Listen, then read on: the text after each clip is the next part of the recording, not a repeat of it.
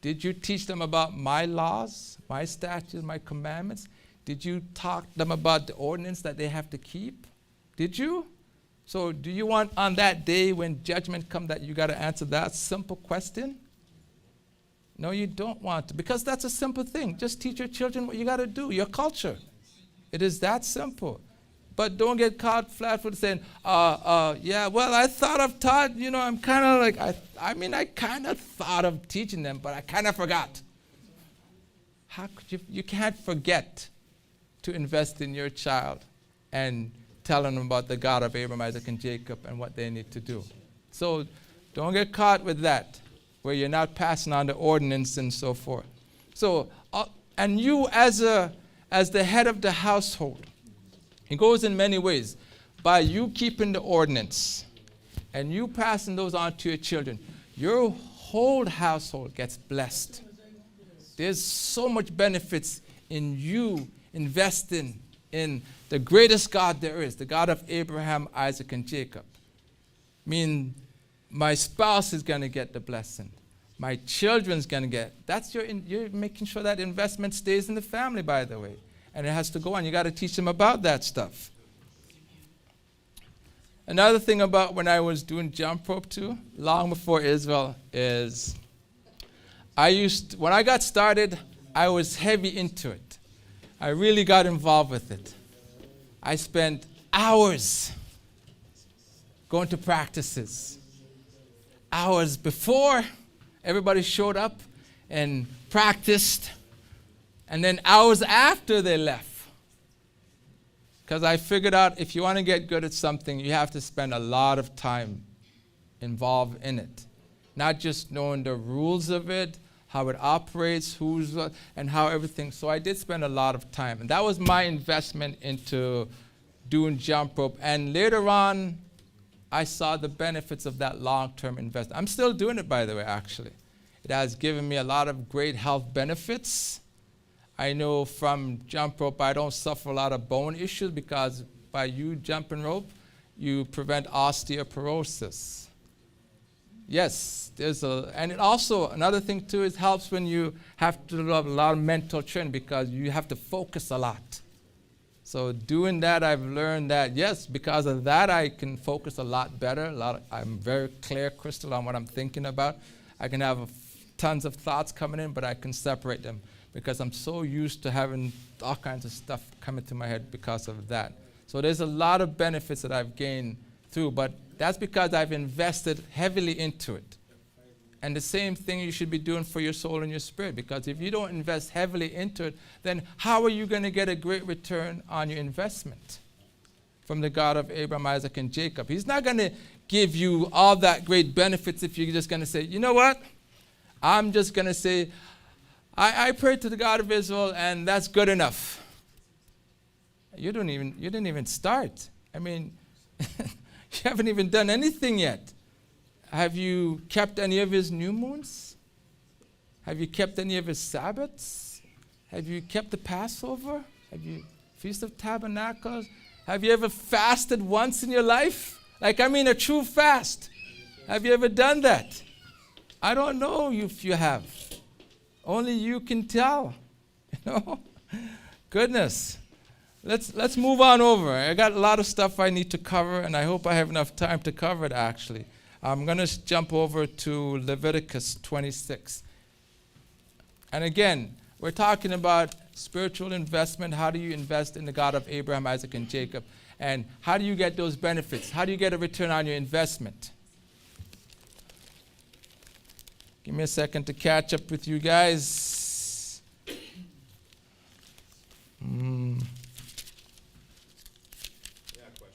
Yeah, please. We got a question from Elder Andel.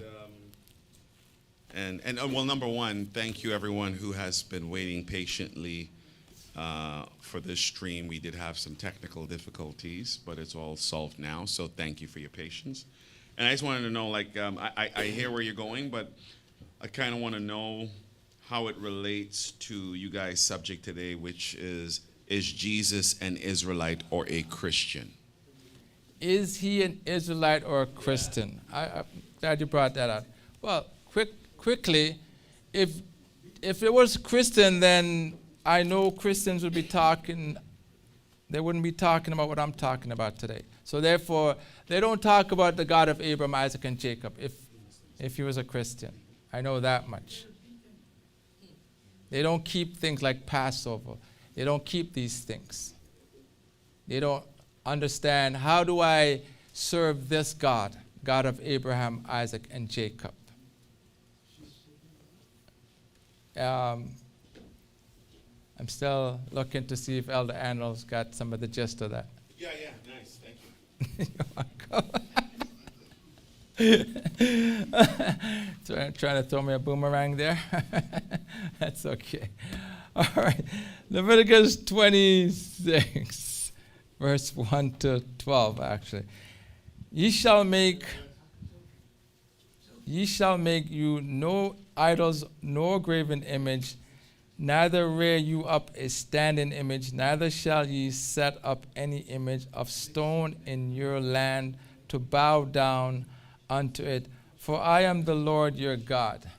So, graven images. So, in relation to even part of Elder Andrew's questions, we know in Christianity, they have images. They make idols. You even see on their stuff, there's angels that have wings, and it's pretty much always, majority of the time, is a woman.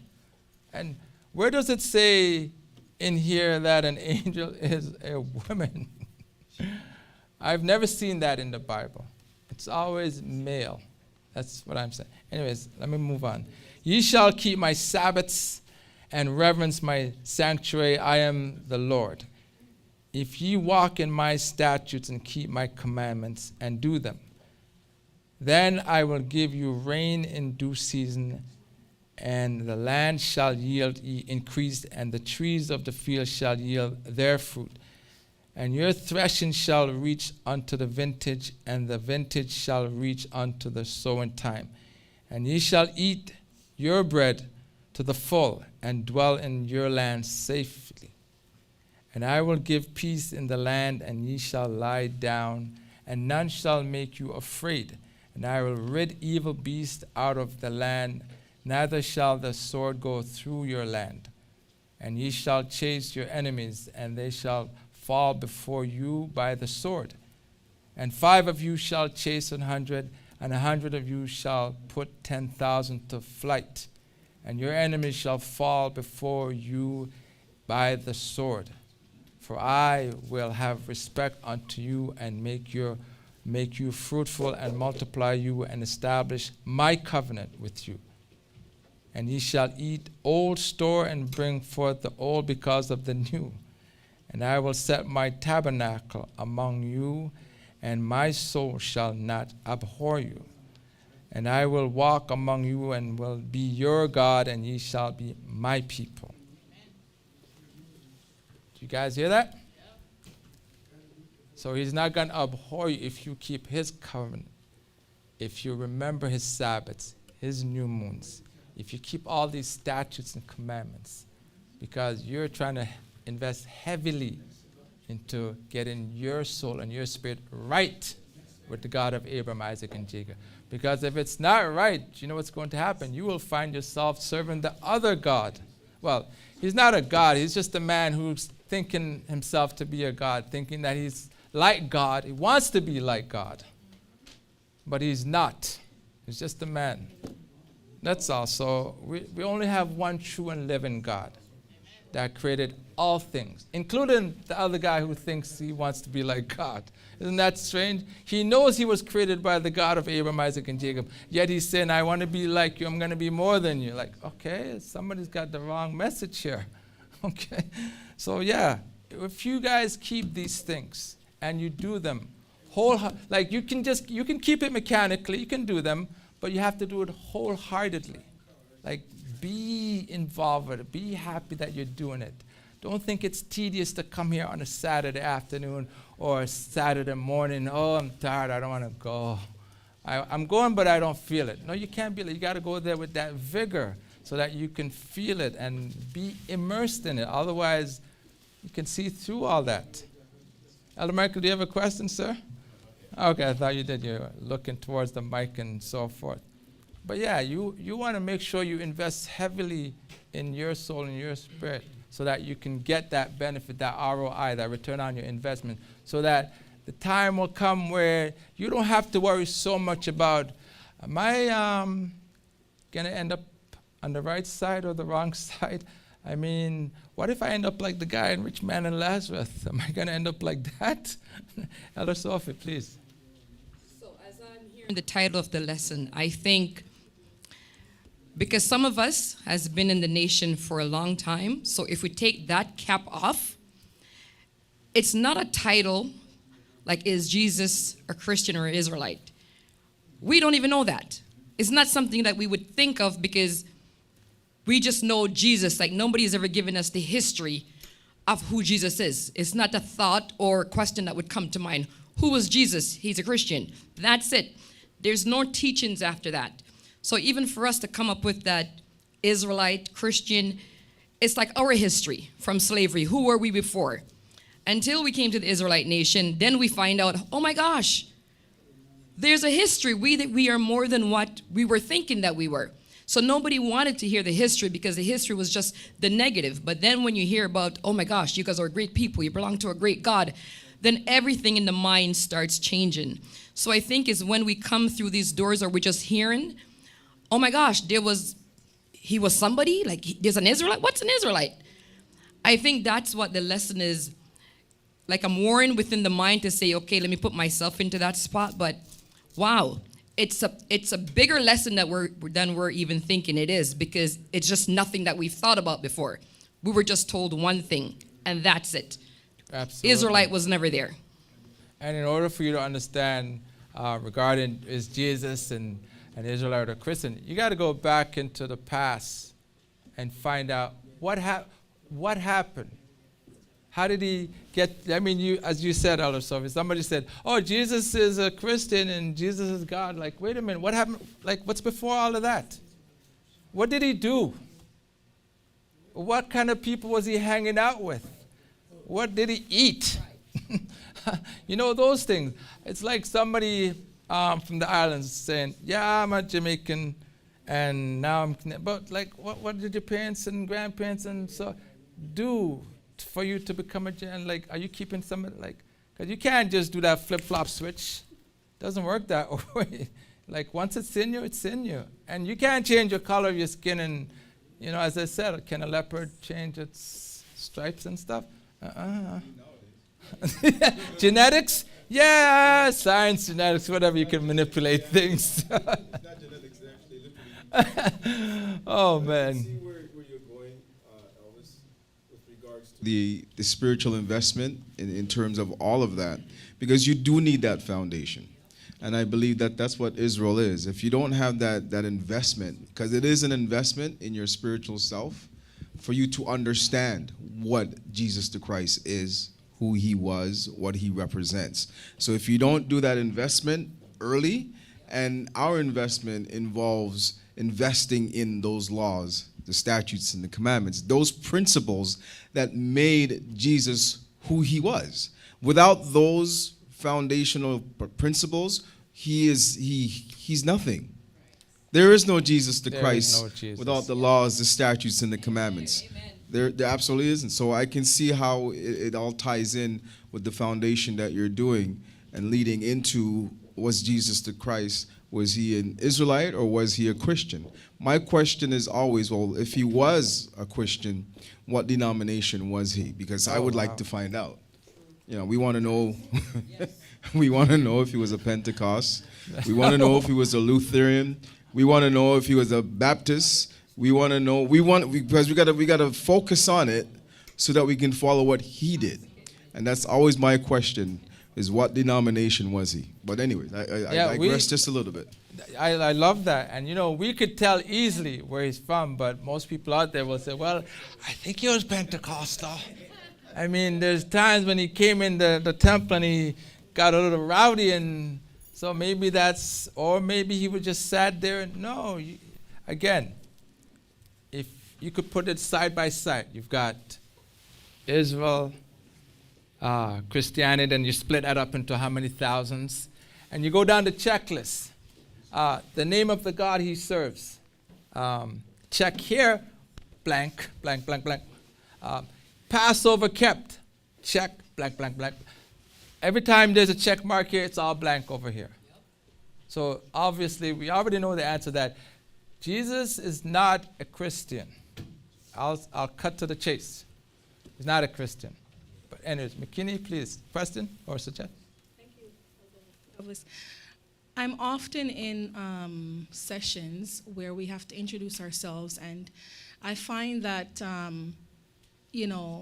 when it comes to introducing who you are, people are so proud to say their name and their background, and of course, I'm Christian. And it happens over and over, and then one says it and another one says it too because they feel like they want to be included and they want to say the right thing. And I realize that they're using the term Christian, but I think they're trying to basically say I'm God-fearing. I'm not an atheist. I do believe in a God. But when you have side conversations with them and you say, well, no, I'm not a Christian, I'm an Israelite. And then they ask, what's that? And then we talk about Jesus and what was Jesus' culture and who was he? Who is Jesus, right? And you connect why Jesus is an Israelite and he praised the God of our fathers and he followed the laws of Moses. And they agree with you, but then they don't see how it's connected. So I find that they're proudly saying, oh, I'm a Christian, because they want to say, I am God-fearing, but they don't really know what they're saying. Absolutely. Absolutely. God-fearing, but then again, you're going to ask them, which God do you fear? It always boils down to which God are you serving? There's a lot of bottom lines, and one of them is, are you serving the true and living God? And most people don't even know about the true and living God, to tell you the truth. They don't know the God of Abraham, Isaac, and Jacob. They're going to read the Bible. Yeah, I read it about 20 times. I can't see it. Is that a name? No, that's not a name. I mean, there's so many, all of us have experienced that when somebody says, that's not a name. I mean, it's telling you, this is my name forever unto all generations. What part of that can't you understand when he says, this is my name? I don't get it. But then again, if you don't have the spirit of understanding, you will never get it. Let's look at some of the return on investment that you're going to get for serving this God. And trust me, you're going to love it. All right, let's go to Deuteronomy 28. You know about this. Deuteronomy 28. And it shall come to pass, if thou shalt hearken diligently unto the voice of the Lord, to observe and to do all his commandments, which I command thee this day, and that the Lord thy God will set thee on high above all nations of the earth. Just by you doing this diligently, already he's going to set you high above all the nations on the planet of the earth. Now, what about the Chinese? Set you above them too. Very simple. When he says, I will set you above all means all. Okay, there's no, well, all except. It would have been an all except. But it says all the nations of this earth. So therefore, don't ask me, what about the Chinese? What about the Indians? Don't worry about them. They got their own business. And by the way, if you're worrying about them, you got too much time on your hands. That's very simple. So stop worrying about them. Now, you guys find that funny, but anyways, and all these blessings shall come on thee and overtake you. Like, wait a minute. You're going to get blessings going to overtake you? So what's happening today? Are we getting any of that? Seems like we pulled out of our investments early. It seems like if we're not getting any of this stuff right now. You guys, what do they call it, a short? You're short? So, yes, Elder Brian. I just wanted to say that you're talking about return on investment, and you're piecing it all together. Before in Israel, I didn't know anything about the Bible or anything like that. So my mom was heavy into Christianity. Family was Christians and stuff like that. And then when I started coming into Israel, it was like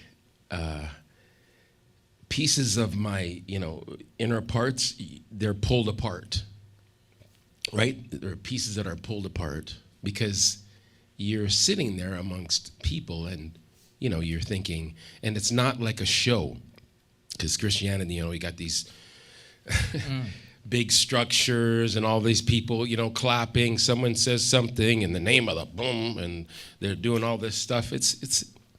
But it's not like that. It's not like that at all. So where I wanted to go is, you're talking about return on investment, but if you don't have the mindset, or if you don't even have the ability to think that what you're reading is actually truth and not fiction, because a lot of people read, but then when they pick up a book that has unique value, they don't know what to do with it, right? They're going to read it and it says, okay, and Josiah was 8 when he reigned. What does that mean, right? So I think there is so much that you get when you come into the nation, and it goes beyond there. Yeah, absolutely. There's a return on investment, but it goes beyond, because it changes your thinking. It changes your mannerisms. It changes a lot of things. It changes you, because what you had in you is removed, and it's replaced with something that I'll say is an adoption, right? That's coming from the God of Israel. Absolutely. And so the humility piece is key, because without that, there's no understanding. And if someone comes and, he teaches you, and everything that he says is true, and then you learn about him, you learn about that there's a priesthood, you learn about that there's a culture, that there's a people, you learn about, oh, wait a minute, a flag. Wow, really? Colors that are actually belong to us? Really? It's not black and orange, right? It's not green and yellow, and right? It's not. So that's completely different. That's what they say, interplanetary. It's just different, right? Another realm of thinking. But I think, the lesson is really great the way you're going into it. But I think the mindset, because a lot of things change you in Israel, and that's a biggie. Yeah, I just wanted to say that. I hear you. Thank you. Cool. So I'm setting the groundwork, because right after me is Officer Doreen that's going to lace you guys up with some. So again, some of the things that you get from when you invest your soul, your spirit into the God of Abraham, God of Isaac, and God of Jacob. So it says, again, and all these blessings shall come on thee and overtake thee, if thou shalt hearken unto the voice of the Lord thy God. Blessed shalt thou be in the city, and blessed shalt thou be in the field. Blessed shall be the fruit of thy body, and the fruit of thy ground, and the fruit of thy cattle, the increase of thy kind, and the flocks of thy sheep. Verse 5, blessed shall be thy basket and thy store. Blessed shalt thou be when thou comest in, and blessed shalt thou be when thou goest out. The Lord shall cause thine enemies that rise up against thee to be smitten before thy face. They shall come out against thee one way and flee before thee 7 ways. You guys ever play marbles? And you go, psh, and you go, psh. Yeah, it's going to be like that. So your enemies. The Lord shall command the blessing upon thee in thy storehouses, and all that thou settest thine hand upon and he shall bless thee in the land which the Lord thy God giveth. I'm going to keep going, but we're not going to keep going on and on, because we're looking at my time, and I just kind of want to do this wrap up. But you can see what happened when you invest heavily. All those blessings, especially the part where it says it's going to overtake you, and the part where it says you're going to eat the old because there's too much coming in. Like, can you imagine that? You can't even finish it, and there's more coming in, and there's more, and there's more. I mean, but you have to invest properly and do it heavily also. You can't just say, yeah, I serve the God of Israel, and I missed my last 5 Sabbaths, and man, I haven't been to a Newman in a long time. I wonder what it's like. Because you haven't been there in a long time. Yeah, I remember I kind of skipped that on the David told me because, I had work. Anyways, Elder Toriana. From you were reading that verse, and the word that stood out to me was overtake, right? And I'm very overwhelmed right now because just the understanding, and people have said it's such a great time to be alive. I'm glad I'm alive now, because having the understanding to know that these are the promises of the God of Israel. And we've strayed so far, we've sinned, we've done so many things against him.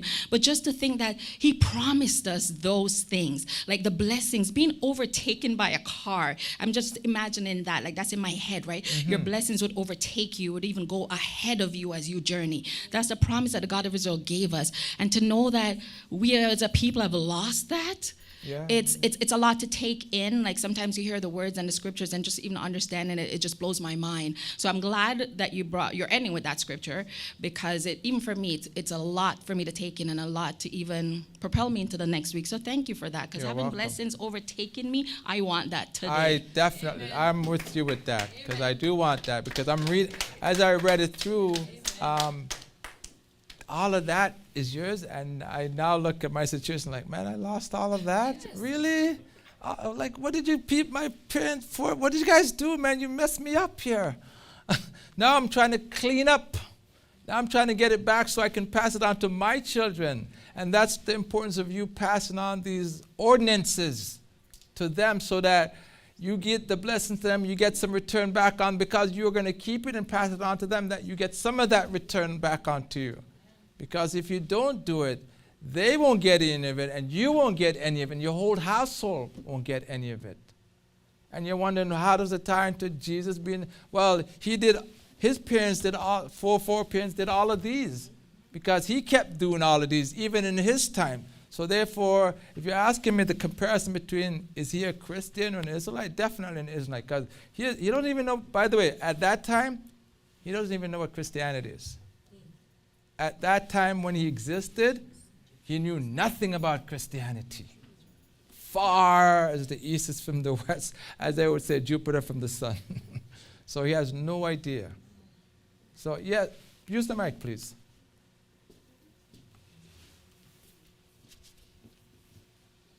Okay. I understand the scripture said you should pass it down to your children, the ordinances. But what about when you heard about this, the God of Abraham, Isaac, and Jacob? When they are big, when they are older, and you're trying to tell them. Maybe 1 and 2 get it and waiting to come in. They are always telling you they soon come. But what about when they are adult then, and they seems to just keep talking, what about Jesus? What about, and because of the doctrine that they learn from Sunday school or stuff like that. Because they are adult now, you can hold them and, shake it in them. I hear you. So in terms of you got your children and you want to say, how come I'm doing this and you're not? Like, listen, you could only sound the trumpet for them. You can blow the trumpet, and hopefully that they are one of those ones that the God of Abraham, Isaac, and Jacob has chosen.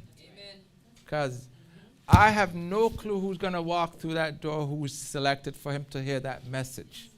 So when they do come in, you can only do your best is to teach them, and in your situation, you can only sound the trumpet. Hopefully they have the ears to hear, so that they could come through these doors and learn more about the great and terrible God, the God of Israel. Before I was signaled by AV that I got to wrap it up. I got one more scripture that I want to go through that kind of ties it up. So here's where you're going to head. Matthew 6. Let's quickly go there. I got about a couple of minutes. It's too bad I couldn't cover all my stuff today. Matthew. Few verses. All right, Matthew 6 from 19. Follow me. It says, lay not up yourselves treasures upon earth, where moth and rust doth corrupt, and where thieves break through and steal. But lay up for yourselves treasures in heaven, where neither moth nor rust doth corrupt, and where thieves do not break through nor steal. For where your treasure is, there will your heart be also. Very simple. Because on earth, you got a safe. You say it's encrypted, 128-bit encryption. Trust me, somebody's going to break that easily. So any type of stuff you put on earth, somebody can steal it. As secure as you think it is, it could be stolen. But in heaven, no thank. Because there's some security guys up there. You can't even go up there anyways. So your treasures in heaven means it's being looked after. It's in good hands. And nobody on earth can go up there anyways, so you know it's safe. And the God of Israel's word is absolute when it says, when you put your stuff up there, there's a lot of return on that investment. So nothing's going to steal it. So therefore, you know where to put it. Anyways, it's too bad I don't have another hour to cover because I would love to, because I'm getting into the flow of this, but unfortunately my time has ran out, and I sort of laid the groundwork for Officer Duran that's coming up to shine up the things for you guys. And with that, I say peace. Peace. Hello. I hope you are enjoying our program so far. We are so thrilled you have decided to join us for today's event. If this is your first time, go ahead and hit that subscription button, and don't forget to click the notification bell so that you can stay up to date on all of our upcoming videos. Also, please like, comment, and share our videos. We truly appreciate it. We are so passionate about sharing our Israelite culture, and we welcome your generosity in helping us to reach more people. So please feel free to leave us donations. If you are thinking about joining us and would like to learn more, fill out the form in the description below, and one of our team members from the Welcome Committee will be in contact with you shortly. I thank you for your time and look forward to seeing you soon. And with that, I bid you peace, love, truth, prosperity, and power.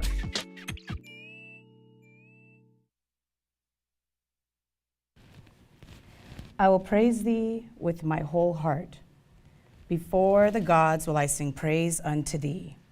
I will worship toward thy holy temple and praise thy name for thy loving kindness and for thy truth. For thou hast magnified thy word above all thy name. In the day when I cried, thou answeredst me and strengthenedst me with the strength in my soul. All the kings of the earth shall praise thee, O Lord, when they hear the words of thy mouth. Yea, they shall sing in the ways of the Lord, for great is the glory of the Lord. Though the Lord be high, yet has he respect unto the lowly, but the proud he knoweth afar off. Though I walk in the midst of trouble, thou wilt revive me. Thou shalt stretch forth thy hand against the wrath of my enemies, and thy right hand shall save me. The Lord will perfect that which concerneth me. Thy mercy, O Lord, endureth forever. Forsake not the works of thy own hands. Selah and Selah. Amen. Peace, brethren. Peace. Woo! Please give a round of applause to Elder Elvis. Thank you, Elder Elvis. So I have a bit of a disclaimer. Initially our topic was spiritual investment, and we kind of got a whoop-de-woo, and the topic is Jesus an Israelite or a Christian? Our favorite topic here at Israelite Nation Worldwide Ministries. So we've debunked that so many times. We've spoken about the truth about that so many times. The reality is the entire world still thinks Jesus is a Christian, but not the chosen children, the true chosen children of Israel. They know who Jesus is. And he's an Israelite. Let's just put it out there. All week I was just, I was reaming, like in the words of the young Noah of this nation in Toronto here, he said something a couple of weeks ago and said, I know I look like this, but inside my spirit is bouncing off the walls. I just love that. It's like, yeah, sometimes you're afraid to just let it all out. You're like, you got to contain yourself, but inside it's just bubbly and you're like moving around like, yeah, I'm loving everything I'm hearing. I can't even contain myself. So I love when he said that, Noah, I'm stealing your words. I look like this right now, guys, but all week my spirit was bouncing off the walls. And I have to give it up. Like, I'm still living in the message of last Saturday. So please give it up to our young men, Jakem and Christopher. Fantastic job. Fantastic job. And I cannot wait to see more of that. Because that's what it's about. Like Elder Elvis just talked about passing it on. And I cannot wait. And yes, I'm putting it out there. Bring it on, So staying on topic and our theme, I'm pivoting a lot these days. You come up here with something and then you're like, okay, I'm going to go this direction. So here we are. Here's a pivot. Let's see how it works out. All right, so let's go to 1 Samuel chapter 5. Because in order to understand if Jesus is an Israelite or a Christian, you have to first understand the beginning of Jesus, how he came to be, who he was, how he lived. How did everything start? As a matter of fact, when you pick up the Holy Bible, for all of you out there, you don't pick it up and go right in the middle. Go right to the beginning. And if you do that, you'll be able to truly understand who Jesus is. Absolutely. So if we go to 1 Samuel chapter 5, and I'll start with, and the Philistines took the ark of God. Oh, I love this. I don't know about you guys. Every time I see the word Philistine, what comes to your mind? Dirtiness? The Philippines? Wow, okay. The enemy? Giants? Goliath? Enemies? For me, maybe it's me. I'm conditioned to different. My brain goes too many places at once. It's just crazy. You don't want to be in here sometimes. But, for me, when I hear the word Philistines, this is where I go with it, and I can laugh all you want. And then there was war again with the Philistines. I should have known not to mess with the true vine. Every time I read the scriptures, it's just like, here they go again, these Philistines. So, then you really understand who these people are against us, right? So if you go through our history, you have, you have Adam. Like, I'm not going to go all the way to the beginning, but creation, Adam, Isaac, Jacob, down to Moses, and all Israel. We went into the land, so on and so forth. And then at some point, the Ark of the Covenant, Ark of God, the Ark of God was created. It was created, and it was set in the midst of us in our camp. And it was powerful because we knew what resided there. We understand that this world is not just physical, but also spiritual. And the whole world heard the fame of Egypt and what the God of Abraham, Isaac, and Jacob did for his people. And they, just like today, just like now, anything that we're doing, they want to grab, You know what was the most insulting thing I seen the other day? And I know you guys all seen it, especially you young people if you stay on the IG. Maybe it's an old thing now, I don't know. I still go on IG. But the Olympics. I think I brought this up before, I don't remember. But the most offensive, insulting thing that I seen there, who won top-notch #1 breakdancing?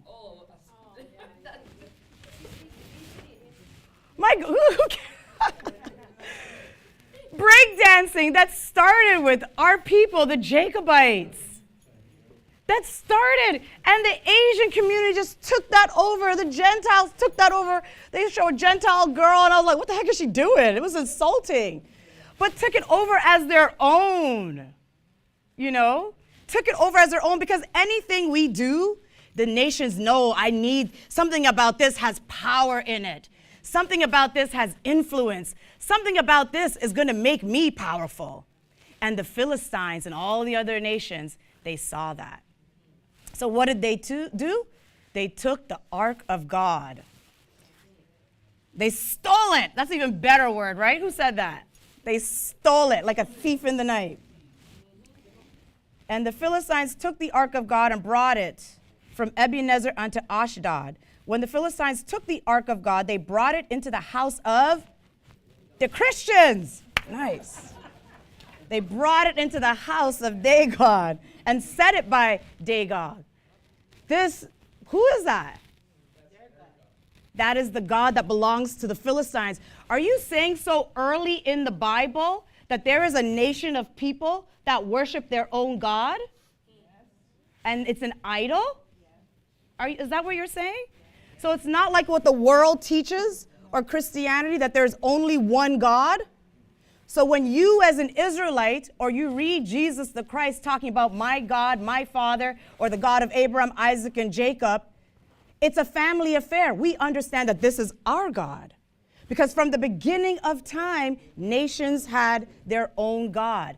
And now in 2024, you have to debunk and teach others, like Lorleen's question, well, how do I teach them? Because they are so indoctrinated and taught so much of the lie that there's only one God. When the first commandment is, thou shalt have no other God before me, for I am what? A jealous God. Anyway, so here is the Philistines, their own God, and they figure, well, if I take, sometimes you try to speculate, like what goes into the minds of people? If I take the ark of God, that destroyed all the gods of Egypt, but I have my own God, and to be even more powerful, I can double up on my power. Take it and put it beside my God. That's insulting. You understand the mindset, right? Take whatever they have so I can be more powerful. But what happens? Works in theory. In theory, you think it works. Well, in today, when they take all our power, they're capitalizing, right? All right, so where am I? And when they of Ashdod arose early on the morrow, behold, Dagon was fallen upon his face to the earth before the ark of the God of the Lord. And they took Dagon and set him in his place again. Let's go check in on my God. What the heck? What is this face doing on the ground? Who did this? Which guard did this? Or, my goodness, something is going on here. This God can't measure up to this God. All right? And when they arose early on and the stubbornness of people. His face dropped off. Let me just pick it back up and boom, back on. Okay, we're going to get this thing going. And they arose early on the morning, behold. So they didn't sleep until 12 o'clock at night. Dagon was fallen upon his face to the ground before the ark of the Lord. And the head of Dagon and both of the palms of his hands were cut off upon the threshold. Only the what? The stump of Dagon was left to him. Oh my goodness. I have a story about a stump, but if I do this story, I might get hung. I'll share it with counsel later. Anyways, I digress. A stump. You can't move, nothing. Hands, palms, feet, nothing, statue. You're not going to come before my God and think you're going to do anything. I'm going to cut you down to nothing. Therefore, neither the priests of Dagon nor any that come into Dagon's house tread on the threshold of Dagon in Ashdod unto this day. But the hand of the Lord was heavy upon them of Ashdod, and he destroyed them and smote them with the emerods, even Ashdod and the coasts thereof. And when the men of Ashdod saw it was so, they said, the ark of God of Israel shall not what? Abide with us, for his hand is sore upon us and upon Dagon our God. Oh my gosh. This ark that belongs to the Israelites, I want nothing to do with it no more. He don't like me or my God. Can you imagine that? He doesn't like me or my God. These are the people of the Philistines that understood. At that time, you didn't have to do much explaining, Lorleen. You didn't have to do much explaining. They knew which God belonged to which God or to what people, and they understood spirituality and how things were carried out. So what did they do? They sent therefore and gathered all the lords of the Philistine unto them and said, what shall we do with the ark of the God of Israel? And they answered, let the ark of the God of Israel be carried about unto Gath. And they carried the ark of the God of Israel about thither. Get it away, get rid of it. What does that remind you of in our history? It just happened. You smote all the firstborn of the Egyptians. You guys leave. Go worship your God in the wilderness. We want nothing to do with you and your God. So I pivot because now we're going to go to 1 Samuel 17. 1 Samuel 17. This is to give you an idea of the Philistines and who these people were from the beginning of time. They've just been on us, against us. This is after all the fame of what happened in our history. They tried to take our power. All right. This is, one of our more famous stories in Israel. The whole world uses the story, But it's ours. It is ours. And I'm doing this to show the correlation of us as a people and Jesus and whether or not he's an Israelite or a Christian. Now the Philistines gathered together their armies to battle and were gathered together at Succoth, which belongeth to Judah, and pitched between Succoth and Azekah in Esphahadimim. Yeah, that's an interesting one. And Saul and the men of Israel were gathered together. This is my favorite part, actually.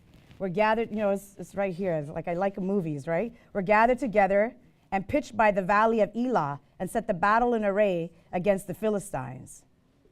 And the Philistines stood on a mountain on one side, and Israel stood on a mountain on the other side. And there was what? A valley between. When you watch all the movies, I have to take it there. When you watch all the movies, where do they get it from? They get it from us. The Bible, from our stories that belong to our forefathers, our foreparents that did this, that lived this. This was their way of life. This was a soldier in Israel. This was Saul and his army. One side of the mountain, the other side of the mountain, and there's a valley. And then what happens? Send out your best man. Isn't that nice? Anybody watch Gladiator or like Gladiators? Anything like that? And what do you see? Nothing is new under the sun, man. They take everything from here. Take our stories, take our history, and capitalize off of it. So they stood on the mountain, one on the other side, and the valley was between them. And there went out a champion out of the camp of the Philistine named Goliath of Gath, whose height was 6 cubits and a span. And he had a helmet of brass upon his head, and he was armed with a coat of mail, and the weight of the coat was 5,000 shekels of brass. And he had greaves of brass upon his legs, and a target of brass between his shoulders. He was armored up, right? And you see like the helmet, you see this big guy, big giant coming out. They send out their champion, their best of their best. And the staff of his spear was like a weaver's beam, and his spear's head weighed 600 shekels of iron, and one bearing a shield went before him. And then he comes out and he cries unto the armies of Israel and says unto them boastfully, why are you come out to set your battle in array? Am I not a Philistine? And you servants to Saul? Choose you one of you people. Choose you one of you skinny little people. Choose you a man for you and let him come down to me. Always the movies. Absolutely. And let him come down to me. Let him test me. Let him fight. Right? And then you'll know who wins, which side wins. And if you be able to fight with me and to kill me, then will we be your servants. But if I prevail against him and kill him, then you shall be our servants and serve us. So this is the duel. The battle of the duel, and everybody's on the sidelines is like, oh my gosh, on Israel's side, who shall go? Who shall represent us? Who shall do this for Israel? And the Philistines said, I defy the armies of Israel this day. Give me a man that we may fight together. When Saul and all Israel heard those words of the Philistine, they were dismayed and greatly afraid. Let's see if I can fast forward a little bit here. Or should I? Let's go down to, okay. I'll go to verse, okay, we'll keep going. Now David was the son of the Ephrathite of Bethlehem, Judah, whose name was Jesse, and he had 8 sons. And the man went among men for an old man in the days of Saul. And the 3 eldest sons of Jesse went and followed Saul to battle. And the names of the 3 sons that went to battle were Eliab, the firstborn, the next unto him, Abinadab, and the third, Shema. And David was the youngest, and the 3 eldest followed Saul. You know, I love that Jesse had all these sons, but not everybody was a warrior. Not everybody fought in the army. Some were probably bakers. Some, I don't know, what else? Pardon? Farmers. I don't know. What do you call those people that make iron? Welders, blacksmiths. That's the name. Yep. Blacksmiths. All kinds of things. But what was David? Right. So he wasn't a soldier. He wasn't a warrior. But David went and returned from Saul to feed his father's sheep at Bethlehem. And the Philistine drew near morning and evening and presented himself how many days? 40 days. 40 days. Send me one from the best of. How old do you have to be to join the army of Israel? 20 and up. Send me one. 20 and up. Do you think there were any 50-year-olds in there? Yeah. You think there was a 50-year-old man still at war? You think 50 back then at that time is different than 50 now? Okay. 60, what about 60? 70? A 70-year-old man whose back is starting to kill him is at war? I don't even know if he can wear the armor anymore. Why is it different? You think Elder Shadrach's going to go to war right now with armor and sword and shield? I think his sword is this now.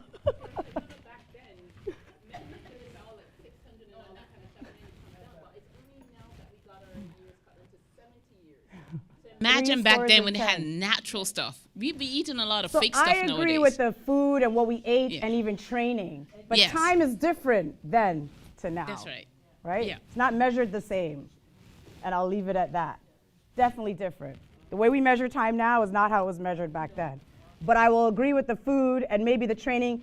I don't know. Have anyone in here ever been in the military? Yeah? Anybody did? I think I asked this before. Fencing? Like nobody. No. Oh my gosh, how are we going to protect our borders? We're just Bible praying fast. Bible pray fast. Bible pray fast. Bible pray fast. Male, and it will work. Male, female, children alike. Thank God. Oh my goodness. Yes. And I think this is why we're not in that training of the fencing and all going into the army. We're in a spiritual army right now, and usually it's the God of Israel goes before us.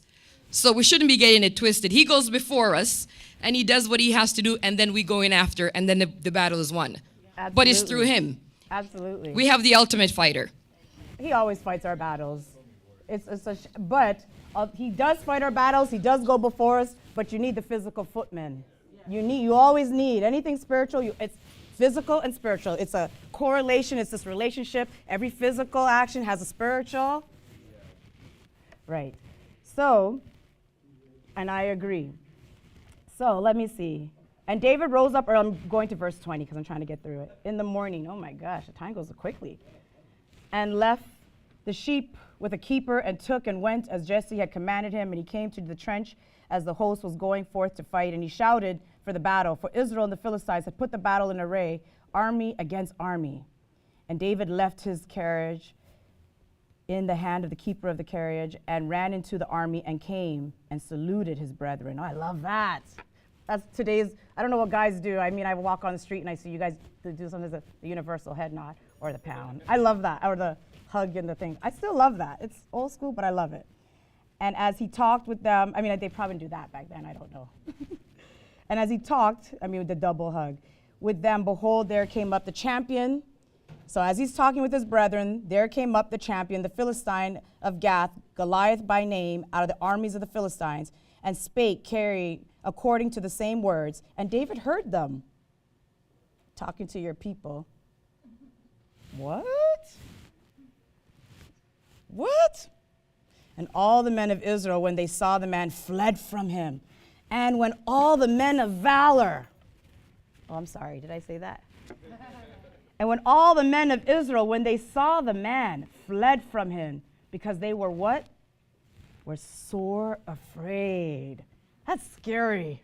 Like if your man is afraid, isn't that as a female, if you it is not a good thing. Men are supposed to be the protectors of their family and of their female. Growing up with my daddy, oh gosh, that's a whole other topic. But one thing he did do was protect his family. I did not feel afraid. When you have a daddy as a bad man, or as Elder Sophie said, your God is your God that will fight for you, you walk differently. Like you walk confidently, like nobody could touch me, because if someone tries to mess with you, I'm just going to tell my daddy. And he'll come deal with you. And my daddy was one of those. I'm very proud to say that. But I love that. I love that when you see that in a man, that bravado-ness. I love that. Okay, where was I? 25? And they were sore afraid, yes. And the men of Israel said, have you seen this man that has come up, surely to defy Israel? Is he come up, and it shall be that the man who killeth him, the king, will enrich him with great riches, and will give him his daughter, and make his father's house free in Israel? Oh, wow, I'm going to read that again. Surely to defy Israel is he come up, and it shall be that the man who killeth him, the king, will enrich him, and with great riches, and would give him his daughter, and make his father's house free in Israel. Like, wow, you gotta convince someone in Israel to go up against Goliath. That's how scary Goliath is. That's what this battle means. And David spake to the men that stood by him, saying, What shall be done to the man that killeth this Philistine, and taketh away the reproach from Israel? For who is this uncircumcised Philistine? Who is this guy? That he should defy the armies of the who? The living God. And the people answered after him this manner, saying, so shall it be done to the man that killeth him. And let's see. I want to kind of fast forward a little bit. So he says he gets to Saul. So let's talk about him getting to Saul. So he goes to Saul. Let's go to verse 31. And when the words were heard which David spake, they rehearsed them before Saul, and he sent for him. And David said to Saul, let no man's heart fail because of him. Thy servant will go and fight with the Philistine. And Saul said to David, thou art not able to go against this Philistine to fight with him, for thou art but a youth, and he a man of war from his youth. Wait a minute. Look at you. You think you can go up against this guy? You're not even a man of war. This giant has been fighting since he was your age. And David said unto Saul, thy servant kept his father's sheep. Because you gotta come with the receipts. And they're trying to keep up with the young people and their way they speak sometimes. Came a lion and a bear.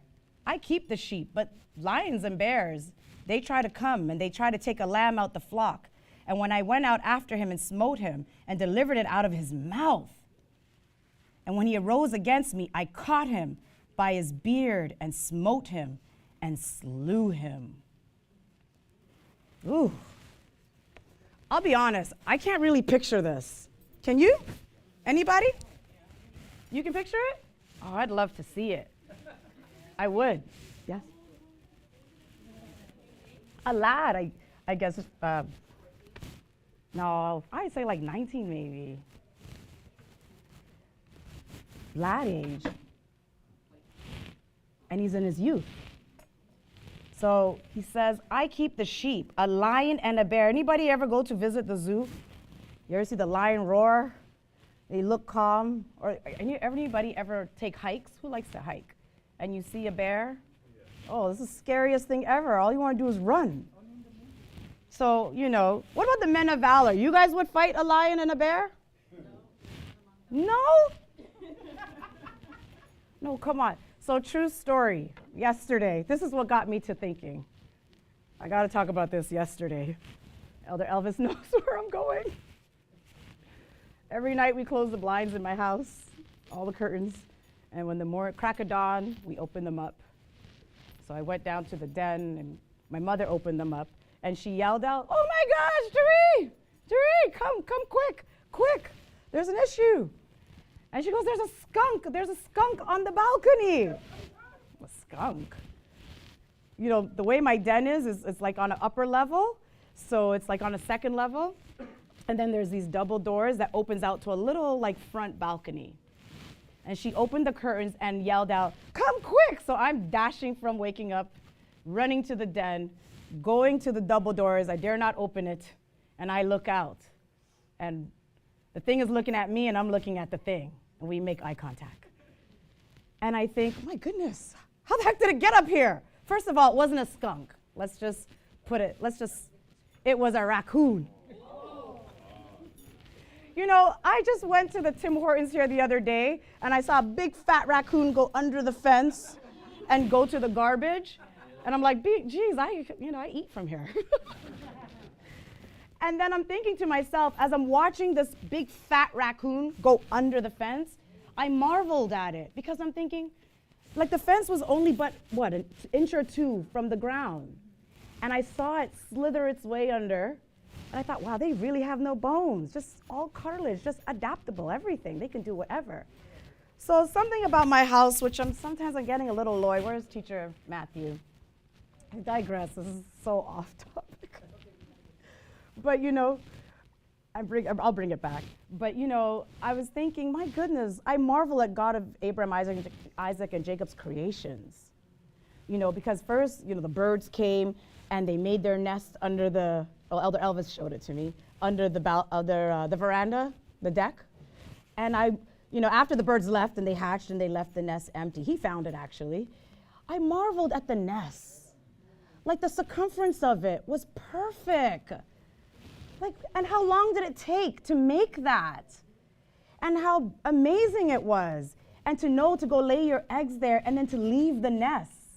It's a simple thing, but I marveled at the intellect that our God placed in animals even. Anyways, Elder Elvis took the nest. I have no idea what he did with it. Then the squirrels would come, and that same balcony where the raccoon was on would want to, live there, go and get garbage. So I prefer the birds. They were decent tenants. But the squirrels, the worst. They don't pay no rent, but they want to destroy your property. So anyways, Teacher Matthew and I and Elder Elvis, we worked on how to get rid of them. Thank you, guys. Love the men of valor. But then I saw this raccoon. And when we're looking each other dead in the face, and my mom goes, "Man, that's a fat one." I go, "My gosh, it is. What is it eating?" And we're looking at it, and I tried to open the door and close it to shush it. Them things, they're brave. They're not afraid. He's looking like, "Let me in." Oh my goodness.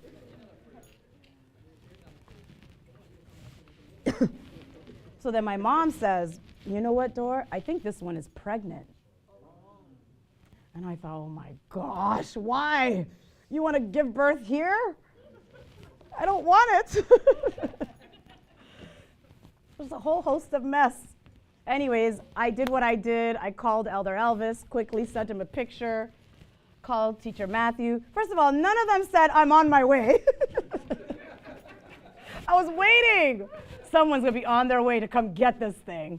And all I could think about, because it's like 2 levels up, how did it get up here? And when I tried to scare it, it went on the fence and it wouldn't jump. It was stuck almost, darn, why did I come up here? Now I'm stuck. So anyways, I called pest control. Thank goodness it was a man. And the man came and he had his armor, he had his gloves, a long stick with the rope, and his cage.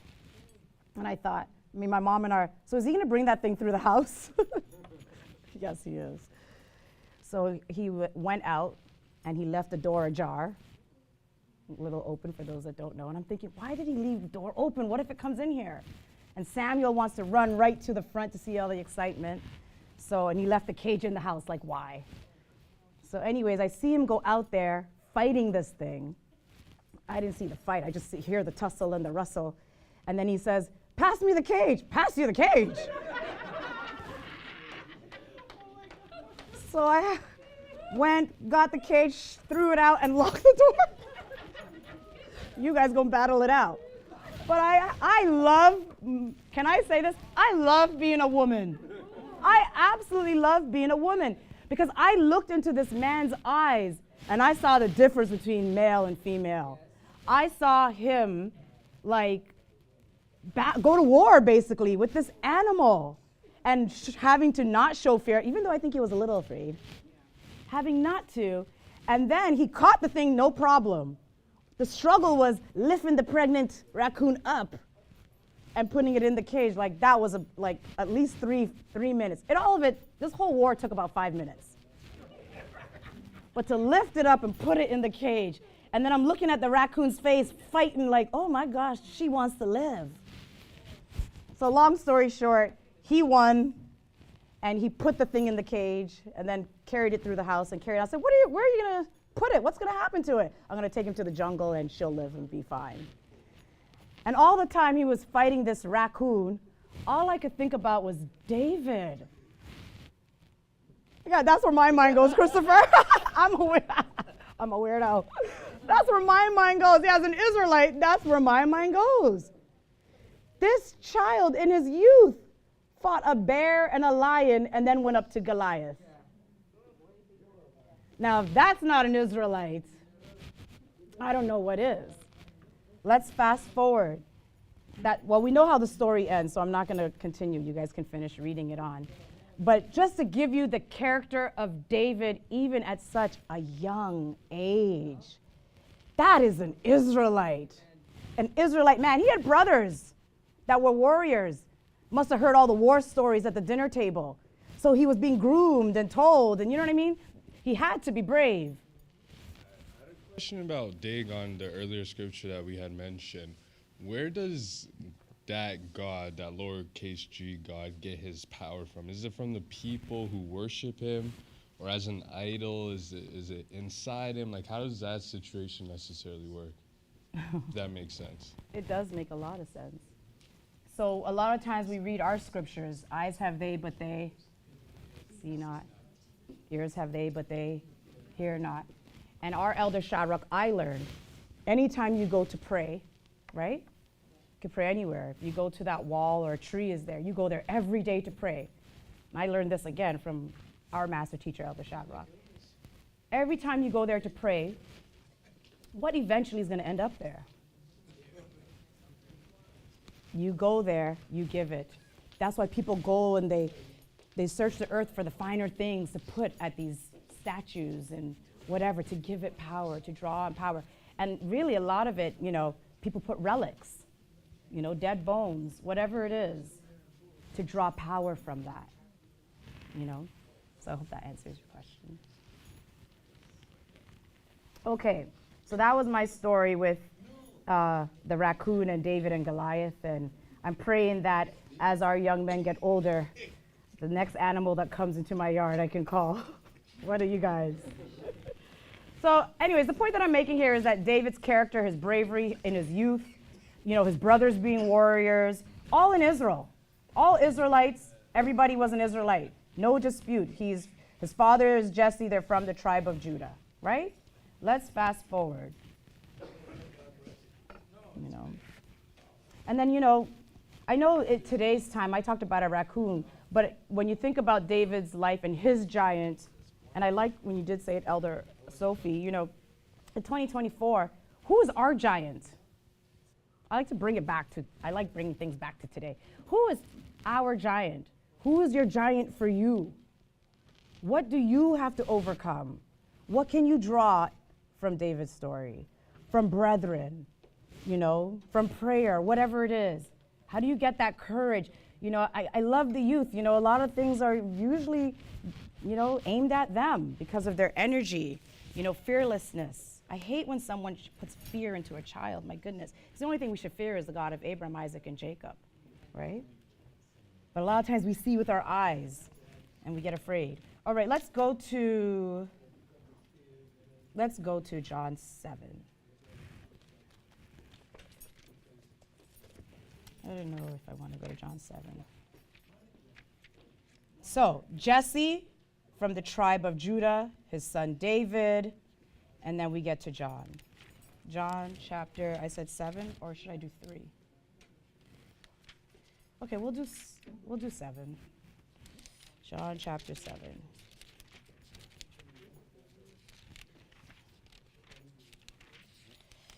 Jesus. So the whole world worship is Jesus.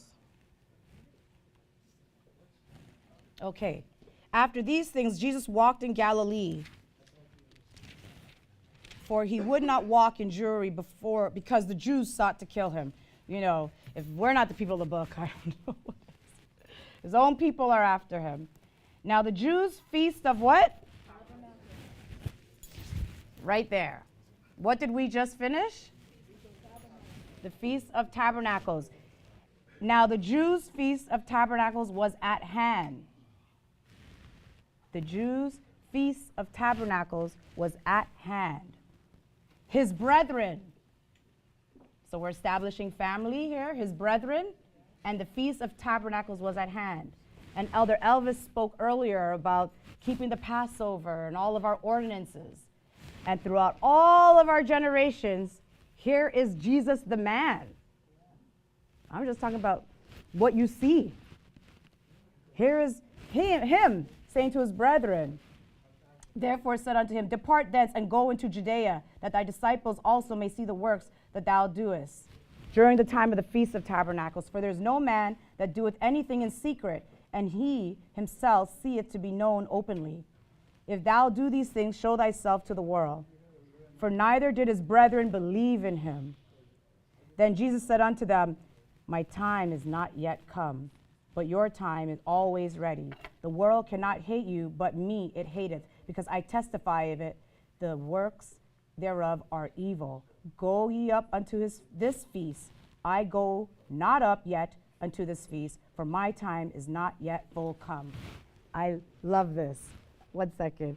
I love this because Jesus too, an Israelite like David, his father's house, circumcised, we read that in Luke 2, circumcised on the 8th day. Israelite custom and culture established back in Genesis 17 with our father Abraham, offered up, circumcised, everything, Israelite culture he did. Passover, tabernacles now. What is there in terms of our customs and our traditions that Jesus didn't do, even down to the baptism? This one man who they say is God. The man, the flesh, had to be baptized. Go ahead, Elder Freddie. I just wanted to make mention because we've had a lively, I don't know if, well, obviously you don't know, but we've had a lively a chat room today. Oh. So prior to most of this, we had someone come in and say something about Jesus being a Nazarene, not understanding that we here at the Israelite Nation Worldwide Ministries are the authority when it comes to Israelite history and culture. Oh. So knowing that Nazarene was the neighborhood that he came from. It wasn't exactly what he was. Yeah. There is also a difference between a Nazarene and a Nazarite. Oh, absolutely. Right. So we understand what the differences are. Yeah. So you could have said that Jesus was a Bethlehemite because he was born in Bethlehem. Yeah. But the region that he came from was Nazarene. But he was an Israelite from the tribe of Judah, the fourth son. So we understand exactly what he was. Yep. So a Nazarene is not separate.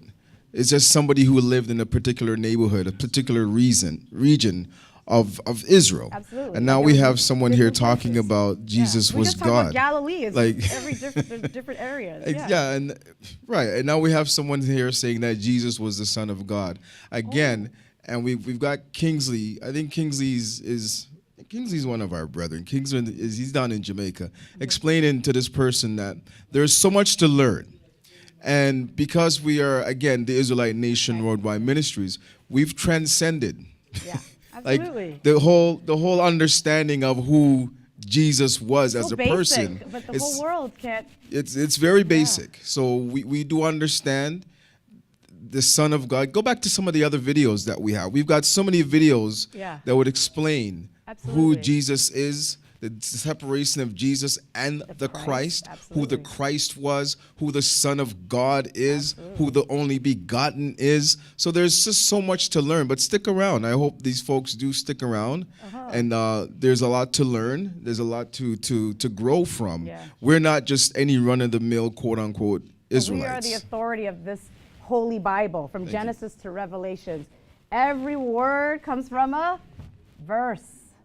Okay, let's go slower to that person in the chat, because I wish I was in the chat now. Every word comes from a sentence. Every sentence comes from a verse. Every verse comes from a chapter. Every chapter comes from a book. And all books, all 66 books, are written by and for Israelites. So if you cannot understand whoever you are in the chat, I mean, we just read about the Jews and the Feast of Tabernacles. If you cannot understand what Jesus did in his life, how dare you? It's blasphemy. Like, how dare you come into the chat room of Israelite Nation Worldwide Ministries, Master Teacher Elder Shadrach, the camp that we come out of, and you're gonna, the whole nation, and try to defy us? Are you mad?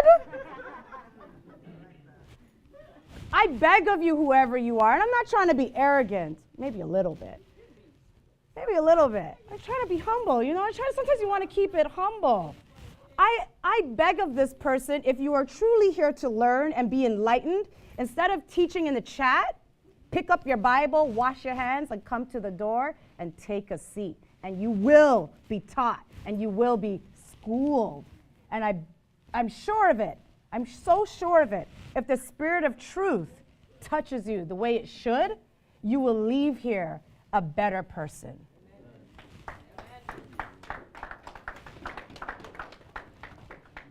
But humility is key.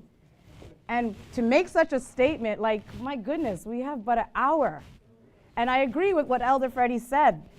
Dealt with that years ago. Lots of videos, playlists. I don't know what you guys, what is it titled, AV team? Jesus and the Christ? Who the Christ is? Who Jesus is? Jesus. No, Elder Shadrach taught this a long time ago.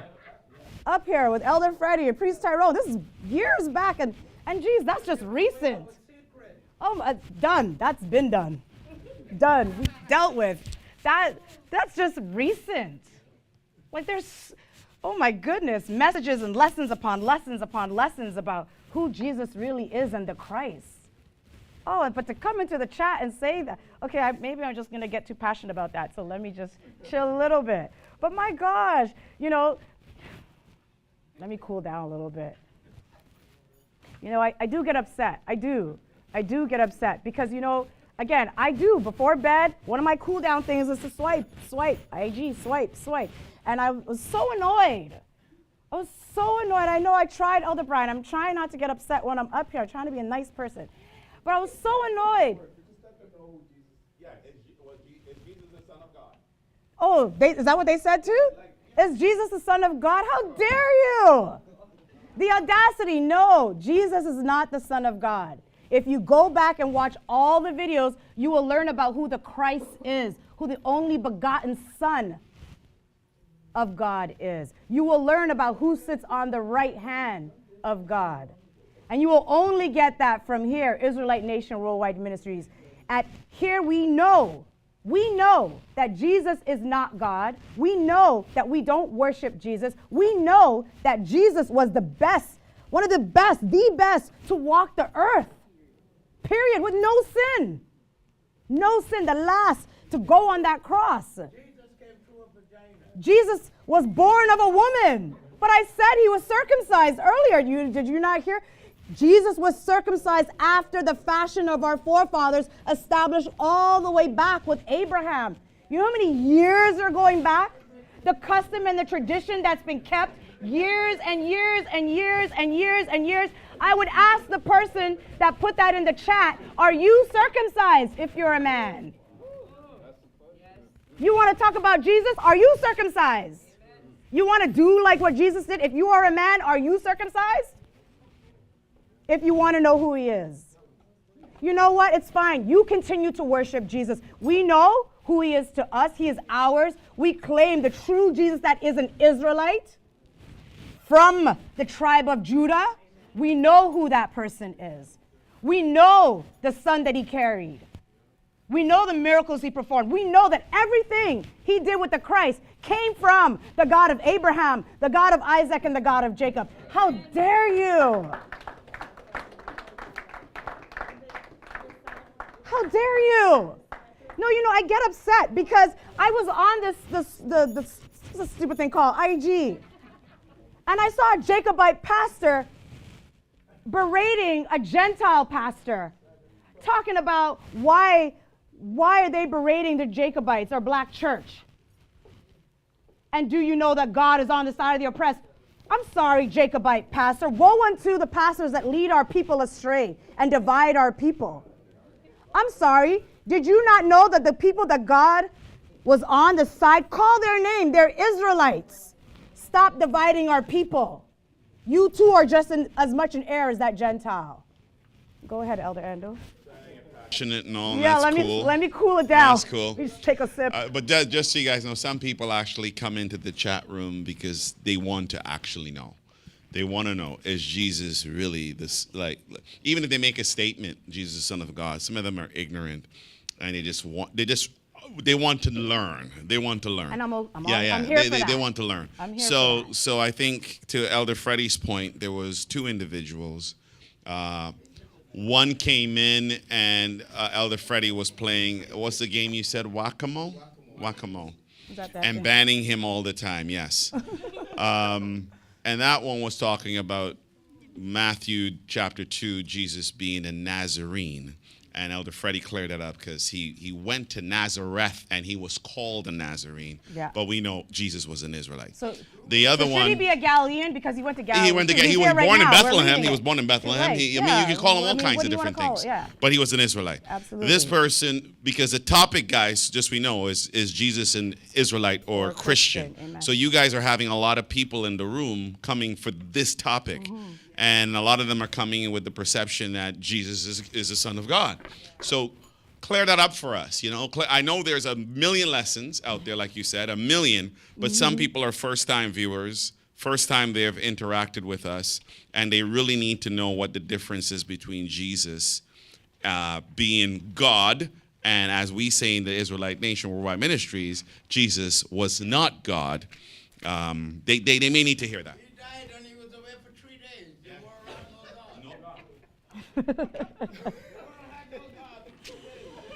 Oh boy. Oh, I know. Am I going there and giving away all the secrets? So I'm gonna in 10 minutes. That's what Shernette said. You know what? I won't lie. Before I was an Israelite or knew who I was, I said the same thing. And an Israelite said, "Well, what happened to the world in 3 days? There's no God." And I sat there stupid. Like, yeah, you're right. What happened to God in 3 days if he died? So, yeah, Elder Ando, point taken. And I did say earlier, if they are truly here to learn, come with your Bible, come through the doors, sit down, be humble, and you will be taught, right? So I implore you to do that. I mean, on the YouTube, I believe there is a subscribe or sign this form to join or learn or something like that. So if you truly are here to learn, absolutely do that. I mean, my goodness, there's so many places to take this. All right. Let me go to, okay, let's go to John chapter 17 in 9 minutes. Why you want me to clear this up? Okay, so first of all, we're going to talk about Jesus the man, born from Mary, right? I have to go real slow here, guys. We talked about all the traditions and customs that all the Israelites did, and he's from the tribe of Judah. And I beg of you, in 9 minutes, I can't go through all of that. Born of a woman, came out a baby, on the 8th day was circumcised and offered up, right? And he grew to be a boy, Israelite boy, he kept the Passover, everything. At his baptism, John the Baptist, he was the one to baptize Jesus. It is 4 o'clock. And the heavens parted. The heavens parted. Jesus the man was already here on earth. This is one of my favorite things to go to try to explain this. So I hope that if you really want to learn, you are listening. The heavens parted, and the God of Abraham, Isaac, and Jacob looked down as Jesus is being baptized by John the Baptist. And the Spirit, it says the Spirit came down. Elder Shadrach has beat this topic up over and over for many years. The Spirit came down like a dove. It wasn't a physical dove. The Spirit came down upon Jesus. And God of Abraham, Isaac, and Jacob looked down and says, this is my Son, in whom I am well pleased. And straightway the Spirit took him where? Took him away, right? And then from that point on, you saw Jesus the Christ, the only begotten Son of the God of Abraham, Isaac, and Jacob. That Spirit that came down, the Christ, rested on Jesus. And from all throughout, the Pharisees challenging him, everybody, it was always the Christ. And let's go to John 17 in 7 minutes. Jesus the Christ was the begotten Son of the God of Abraham, the God of Isaac, and the God of Jacob. These words spake Jesus and lifted up his eyes to heaven and said, Father, the hour is come. Glorify thy Son, that thy Son also may glorify thee. This is Jesus the Christ speaking. As thou hast given him power over all the flesh, that he should give eternal life to as many as thou hast given him. And this is life eternal, that they might know that thee, the only true God, and who? And Jesus Christ, whom thou hast sent. I have glorified thee on the earth. I have finished the work which thou gavest me to do. And now, O Father, glorify thou me with thy own self, with the glory which I had with thee before the world.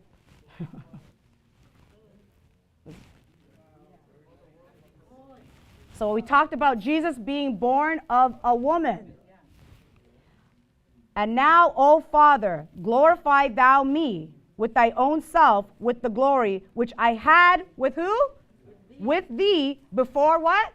The world was. So if Jesus was born of the woman, then who was with God of Abraham, Isaac, and Jacob before the world was? The Christ.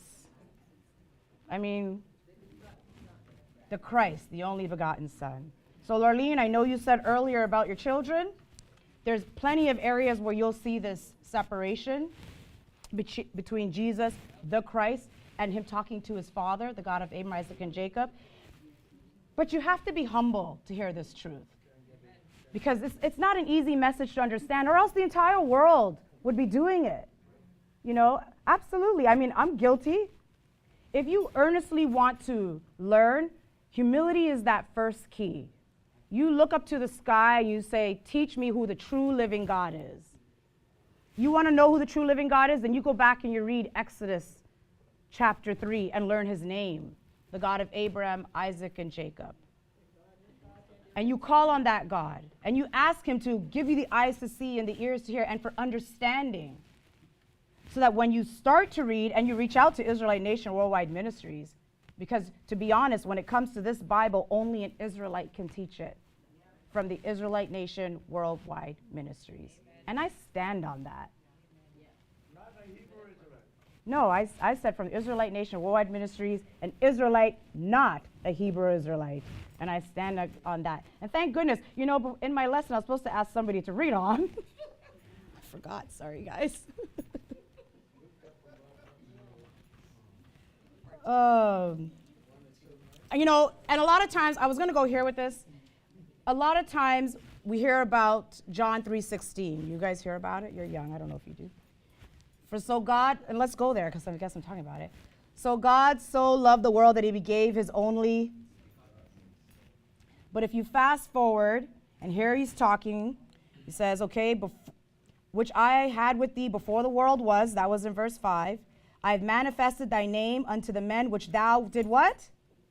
Gavest me out of the world. Thine they were, and gavest them me, and they have kept thy word. Who were those men? I have manifested thy name unto the men which thou gavest me out of the world. Okay, maybe I'll read further and it'll come. thine they were, and thou gavest them me, and they have kept thy word. Now they have known that all things whatsoever thou hast given me are of thee. Everything you gave me is of thee. For I have given unto them the words which thou gavest me, and they have received them, and have known them, and known surely that I came out from thee. Oh, what a position to be in. I got to read that again. It's good. For I have given unto them the words which thou gavest me. You see the government structure? You see the government structure here? Spirit world. Spirit world. God of Abraham, Isaac, and Jacob. Okay, got 3 minutes. The angels. God of Abraham, his only begotten son, the Christ. All the realm of the angels. I think Jakim kind of went through this last week. I loved how you put it, too. I don't think I can do it justice. All this government, and way down past the spiritual world, Jesus. Don't you love the government? So Christ is saying, everything you taught me, my Father, I taught them. We know who we're talking about now. I'm sure you know now. Surely that they came out from thee. They know that I'm from you, and they have believed that thou did send me. I pray for them. I pray for them. I pray not for the world, but for them which thou hast given me, for they are thine. Who is he talking about there? Yeah, yes, the apostles. Yes, the apostles in all of Israel. It was the apostles, Peter, James, John, all of them that were with him daily, that saw the miracles, that witnessed everything. He taught them, so they believed on him. They knew that he came from the Father, that he was more. He said, who do men say that I am? Thou art say Elias, thou art say this, thou art say that. And Peter said, thou art the Christ, the Son of the Son of the living God. Oh my gosh, you get goosebumps when you think of this, you know? And I want to go here. Oh gosh, time runs out quickly when you're here sometimes. It's not for, you know, okay, I'll just paraphrase it then. You know, I didn't get through much of anything, but I want to say this. The apostles were with him. They saw everything. They believed on him, everything. Nathanael, the Israelite, Philip came to him. Nathanael and Philip, they studied. They read all the books. They learned that, geez, the Christ is coming. The Christ is coming. And he says, oh. Philip finds out that he's in town. Goes back to Nathanael, says, oh my gosh, he's here. He's here. Nathanael, who are you talking about? You know, the Christ, the Messiah, the one that everyone's waiting for. And, you know, 2 train of thoughts here, I speculate. Oh my gosh, really? Let's go. I got to see him. I got to meet him. Or is it, yeah, right. I don't believe you. Let me see. Let me come and see. So Jesus the Christ sees Nathanael coming and says, what? An Israelite indeed. And Nathanael says to Jesus the Christ, well, how did you know who I was? And Jesus the Christ says, I saw you under the fig tree. He says, oh, you are truly the Son of God. You are the Christ. And he says, so I had to tell you that first so that you could believe me? Ooh, isn't that deep? You could be, the point that I'm making is you could be well studied, well learned, everything, just like the Pharisees. But when it hits you in the face, you might miss the boat. You might miss the boat. So whoever that is, and everyone in the chat, and thank you to whoever's teaching in the chat, because I can't see it while I'm up here. Jesus is an Israelite from the tribe of Judah. The entire Bible is about the Israelites from Genesis to Revelation. The Christ is the only begotten Son of the God of Abraham, Isaac, and Jacob. In fact, the God of Abraham, Isaac, and Jacob names, they're the patriarchs of our family. And in order to understand who Jesus is, really try to understand the foundation of the family, and then you'll truly understand who Jesus is. So with that, I say, brethren, peace. Peace. I have no idea.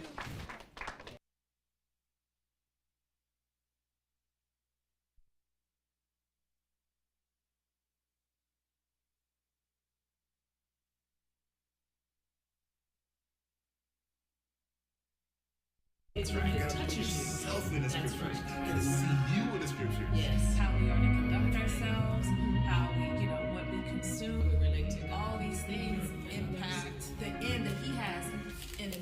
for us.